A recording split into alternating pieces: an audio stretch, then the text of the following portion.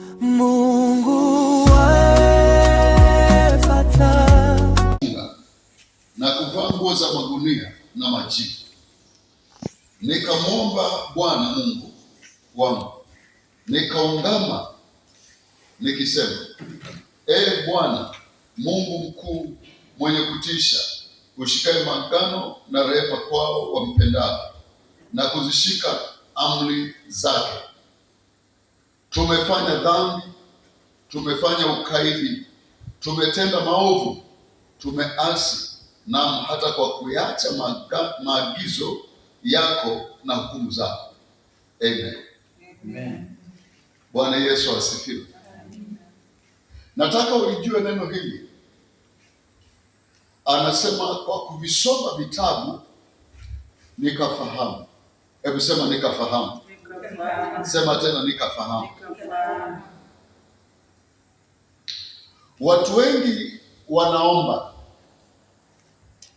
lakini maombi yao wanapoomba, wanaomba pasipokuwa na ufahamu juu ya kila anachokiombea,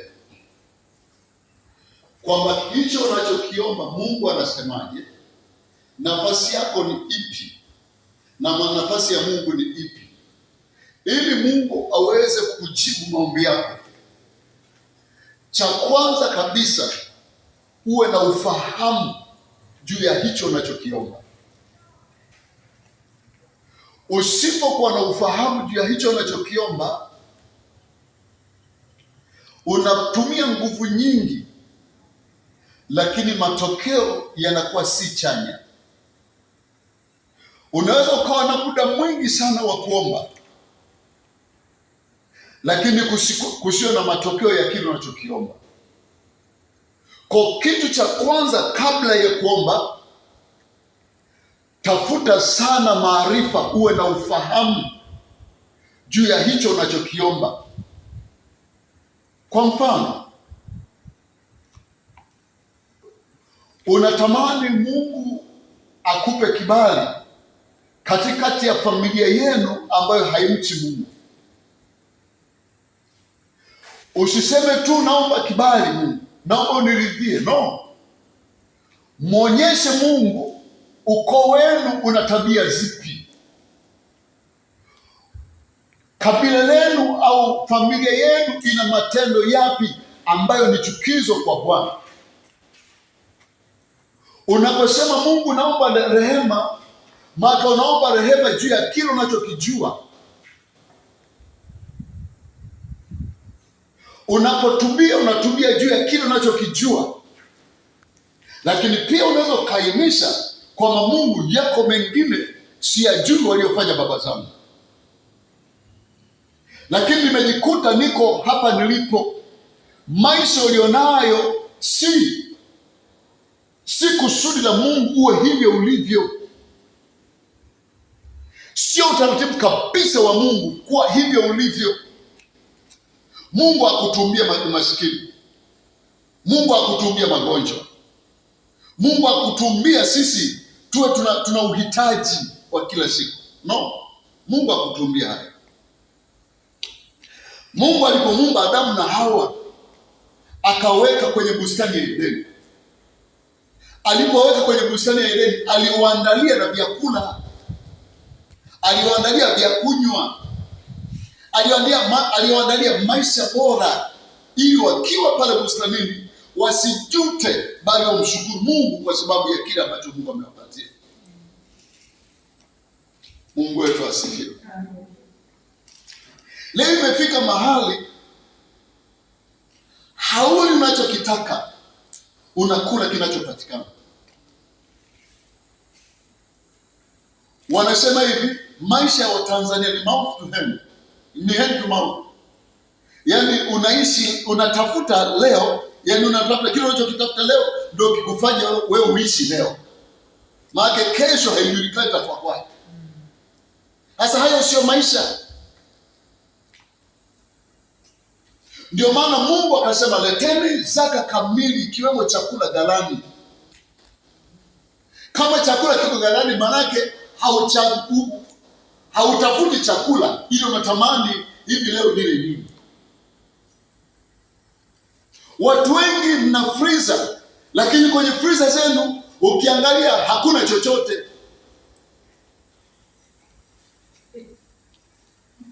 Kuna faida gani ya kununua freezer wakati haina chochote? Wewe unaangalia freezer yako linawasha hapa, umeweka maji mawili, hapo ndio umewasha friji linawaka na lizima.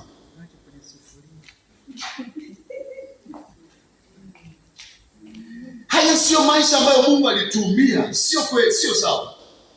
Ifike mahali pa kuchoka, ifike mahali pa kuikasirikia hali unayo, ifike mahali pa kumwambia Mungu, no, haya sio maisha yangu na yataka maisha yangu. Dai maisha unayostahili uwe nayo.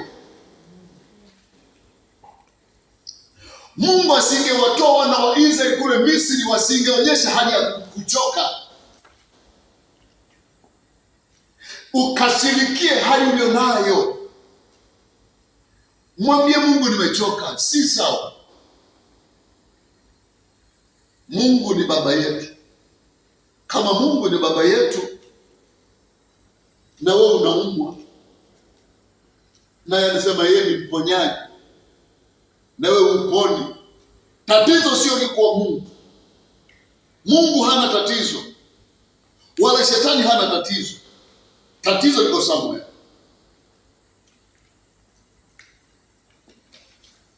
Bwana Yesu asifiwe. Chochote unachokipitia, chochote unachopita nacho kwenye maisha, 99.9% tatizo ni wewe, sio Mungu wala sio shetani. Tatizo ni wewe. Ndipo pale anasema adui wa mtu ni wale wapi? Adui wa mtu ni wapi?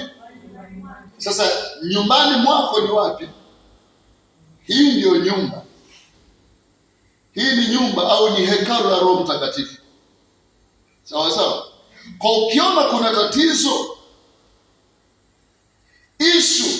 sio Mungu, sio shetani, ni wewe. Unajua nini juu ya hicho unachokipitia? Sasa Daniel walipokuwa wanapita kwenye maumivu, anasema hivi, kwa kuvisoma vitabu nikafahamu kwa nini haya tunapitia haya. Akajua ile miaka 70 ambayo aliamuliwa kuingia kwenye mateso na maumivu. Baada ya kufahamu ndipo akaingia kwenye maombi. Hebu sema baada ya kufahamu. Yaani usiingie kwenye maombi kama haujui hicho unachokiombea. Unapoteza wakati wako. Ndipo ile kwenye Biblia Yakobo anasema mwaomba hata mpati, kwa sababu muomba nini? Kuomba vibaya ni kuomba nje na matakwa ya Mungu, nje na mapenzi ya Mungu, nje na kile Mungu amesema.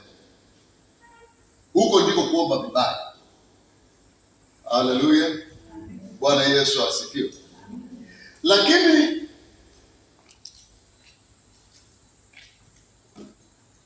angalia source ya kile unachokipitia. Waamuzi 2. Uangalie chanzo cha hicho unachokipitia. Angalia kitabu cha Waamuzi sura ya 2.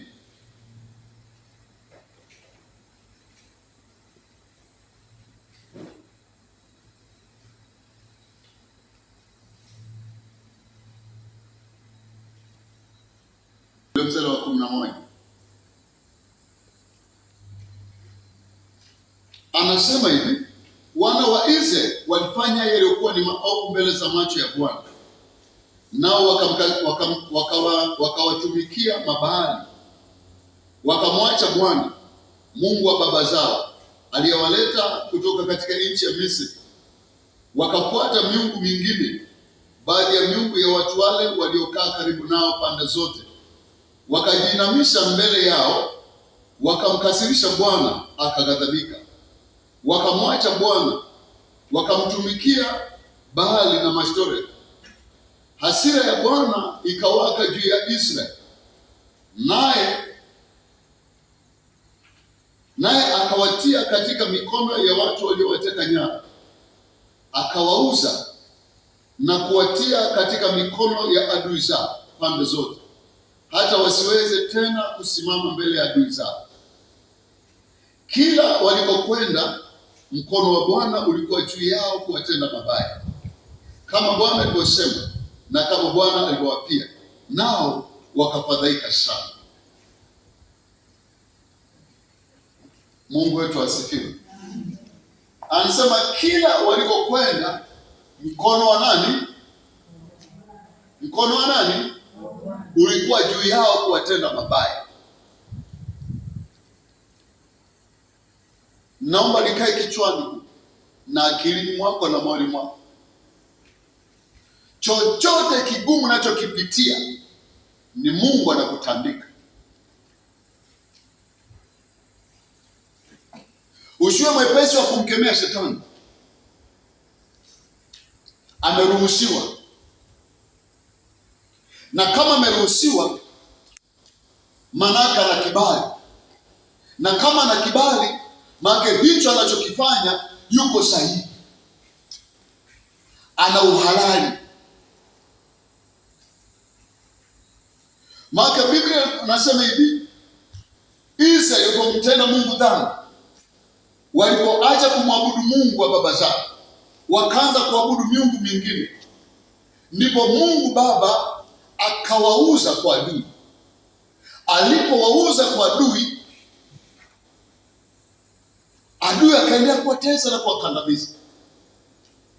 Na waposema adui, shetani akaendelea kuwatumikisha kwa mabaya.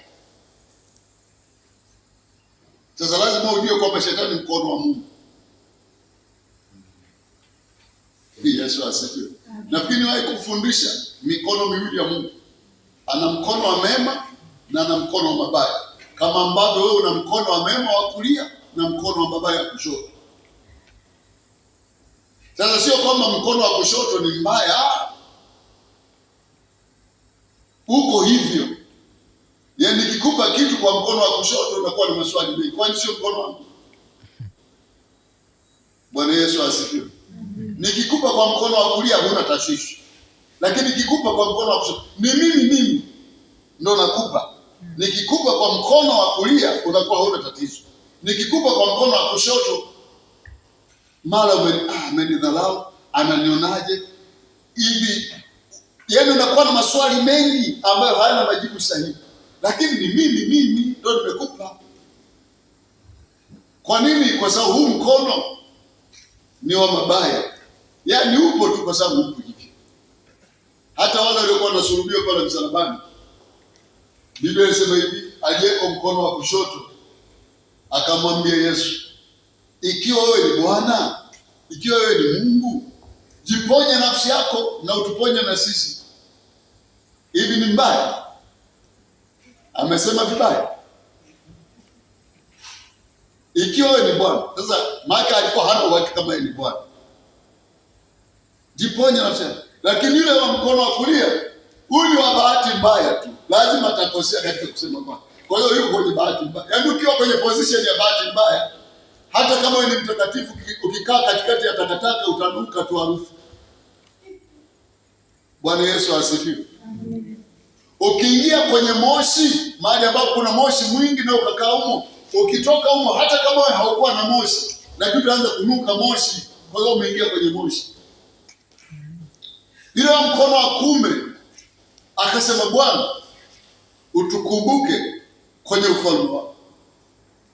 Bwana Yesu akasema, kuanzia dakika hii tutakuwa wote katika ufalme wa baba yangu. Mungu wetu asifiwe.